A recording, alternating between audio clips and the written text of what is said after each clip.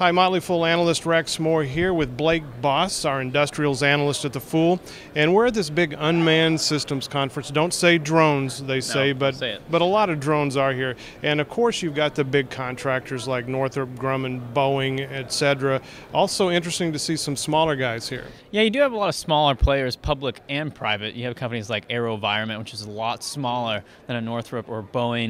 You have companies like iRobot that are really smart, and it's really interesting at the conference to see companies like that competing at such a large scale with some of their offerings. But the big thing to me is it kind of shows how competitive this industry is, and that small companies can compete. Whether they have to compete on price or service, that remains to be seen. They're not going to tell you that when you're here, but it is definitely very interesting and shows you kind of how big the industry is. I mean, look how big this conference is. It's not a little thing anymore. And with the protests going on over drones in America, I think there's going to see a lot, especially, as they start to test these for use domestically in the United States. You see a lot of private, smaller companies like iRobot and AVAB maybe having a bigger presence in the industry when it's open to more civilian, federal, state type of activities. And also, I found very interesting, 3D printing, additive manufacturing has a huge presence here. Yeah, it was really surprising coming to the conference. You wouldn't expect companies like X1, 3D Systems, Stratasys, GE's Additive Manufacturing Institute, to just name a few, are here and have exhibits. And the reason that is what you can tell when you come to the conference is, they have these exhibits set up. And what it is these small businesses can use additive manufacturing nowadays, since it is at a lower price point now. You can buy these printers for, not really cheap, but cheaper than they used to be, and develop your own UAV systems and really be entrepreneurial and develop your own products, which is really great and kind of speaks to maybe the new manufacturing economy in the 21st century. And we've had a chance to walk around the floor and see all the exhibits. What do you think investors, so this is huge, as you said, billions and billions of dollars. What should investors be looking at if they want to look at this unmanned or drone type industry? Well, it's a tricky thing to invest in because obviously, you can look at a company like Northrop, Boeing, Lockheed Martin, but it's a really small portion of their business. So basically, you're left over with companies like iRobot and AeroVironment, which are a lot smaller and are going to have a hard time competing on price, because they don't have the economies of scale that a Boeing or Northrop would.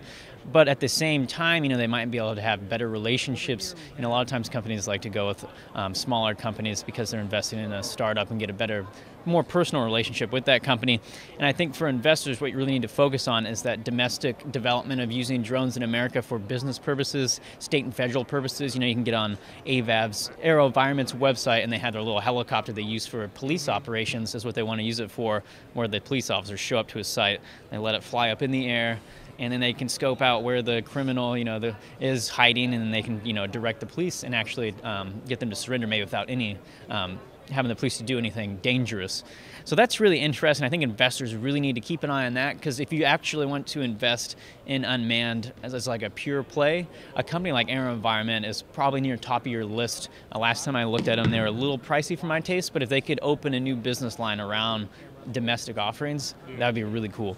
And some of these drone-type technologies are used in agriculture. That's supposed to be a huge segment of this business as well.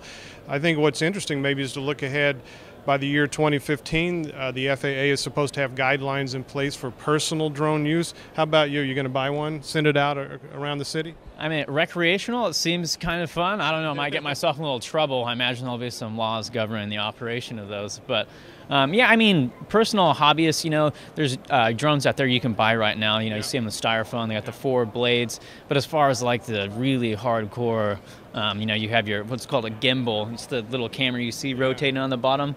Something that's really sophisticated. I don't know if your average hobbyist is going to be able to afford something like that, but it is something to look for as an investor. Always keep an eye on that, see how it develops over time. All right, great. Thank you, Blake. Thanks, Rex.